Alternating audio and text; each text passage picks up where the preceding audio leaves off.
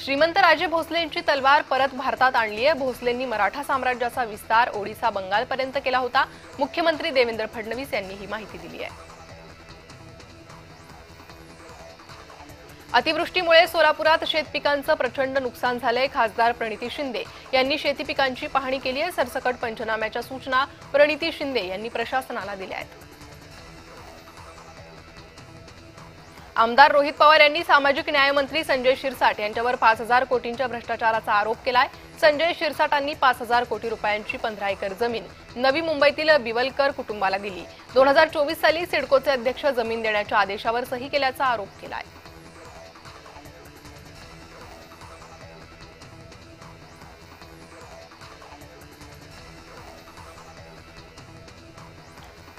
रोहित पवार यांनी शिरसाटांवर भ्रष्टाचाराचे आरोप केलेले आहेत। जमिनी संदर्भात त्यांनी अनेक आरोप केलेले आहेत। त्यामुळे आता रोहित पवारांच्या निशाण्यावर संजय शिरसाट असल्याचं पाहायला मिळत आहे।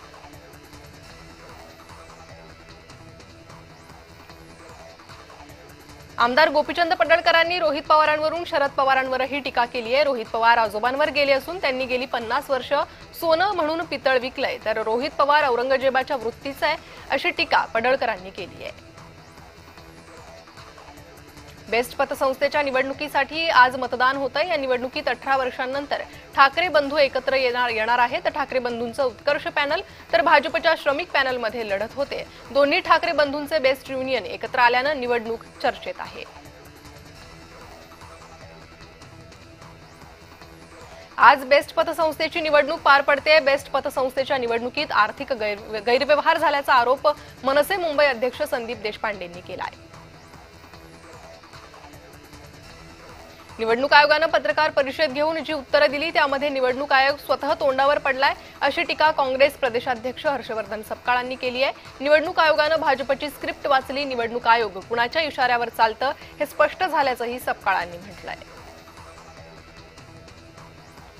मराठवाडा आणि पश्चिम विदर्भात मोठ्या प्रमाणात अतिवृष्टी झाली आहे। धरणांची दरवाजे न सांगता उघडल्यानं शेतीचं आणि घरांचं नुकसान झाल्याचं विजय वडेट्टीवारांनी म्हटलंय। सरकारनं तातडीनं पंचनामे करून नुकसान भरपाई द्यावी अशी मागणी वडेट्टीवारांनी केली आहे।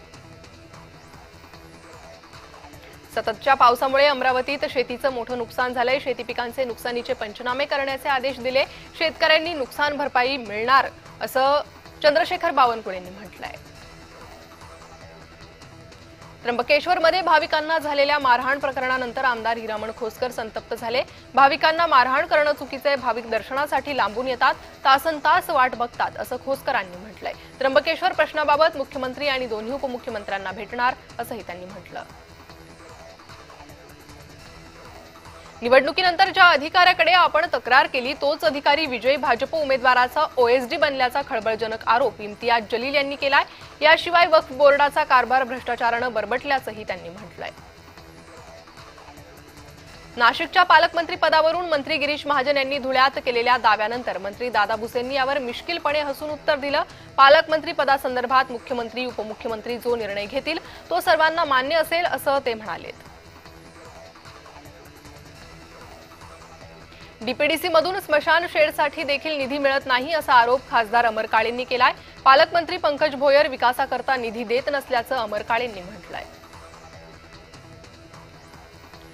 केशव उपाध्यांनी राहुल गांधींवर टीका केली आहे। संविधान रक्षणाच्या मोठमोठ्या घोषणा द्यायच्या आणि प्रत्यक्षात त्याच संविधानानं निर्माण केलेल्या संविधानिक संस्थांच्या विश्वासार्हतेवर प्रश्नचिन्ह निर्माण करत या संस्थांवरच घाला घालायचा हाच खरा राहुल गांधींचा संविधान विरोधी चेहरा आहे अशी टीका त्यांनी केली आहे। उपमुख्यमंत्री अजित पवारांनी जळगावच्या चिंचोलीत उभारण्यात येत असलेल्या मेडिकल हबची पाहणी केली। यावेळी कामाच्या गुणवत्तेबाबत तीव्र नाराजी त्यांनी व्यक्त केली आहे। बांधकाम ठेकेदारासह अधिकाऱ्यांची चांगलीच झाडाझडती घेतली। काँग्रेसच्या माजी प्रवक्त्या हेमलता पाटील सोमवारी राष्ट्रवादीत प्रवेश करणारे। विधानसभा निवडणुकीनंतर हेमलता पाटील या काँग्रेसमधून बाहेर पडल्या तर त्यांनी राष्ट्रवादीत प्रवेश केलेला आहे।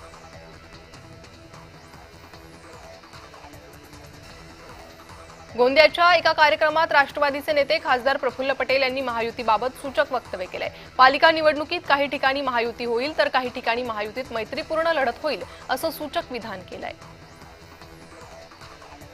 गोंदिया जिल्ह्यातील कोणत्याही शेतकऱ्यांनी बोनससाठी चिंता करू नये, सगळ्यांना बोनस येणार अशी ग्वाही प्रफुल्ल पटेलांनी दिली आहे। शिवसेनेनं लाडकी सून आणि लाडकी सासू अभियान सुरू केलंय। ज्या सुनांची सासरी छळ होतो अशांना शिवसेनेची महिला आघाडी मदत करेल आणि ज्या सासू सुनांना चांगलं सांभाळतात त्यांचा लाडकी सासू म्हणून सन्मान केला जाईल अशी माहिती एकनाथ शिंदेंनी दिली आहे। उपराष्ट्रपती पदासंदर्भात एनडीएकडून सीपी राधाकृष्णन यांना उमेदवारी देण्यात आलेली आहे। भाजपनं उपराष्ट्रपती पदासाठी महाराष्ट्राचे राज्यपाल सीपी राधाकृष्णन यांचं नाव निश्चित केलंय। यानंतर राज्यपालांनी सपत्नीक सिद्धिविनायकाचं दर्शन घेतलं। उपराष्ट्रपती पदासाठी उमेदवारी जाहीर झाल्यानंतर मुख्यमंत्री देवेंद्र फडणवीसांनी राज्यपाल सीपी राधाकृष्णन यांची भेट घेत अभिनंदन केलंय। उपराष्ट्रपती उमेदवार म्हणून त्यांची निवड झाल्यानं हा महाराष्ट्रासाठी अभिमानाचा क्षण असल्याचं मुख्यमंत्र्यांनी म्हटलंय।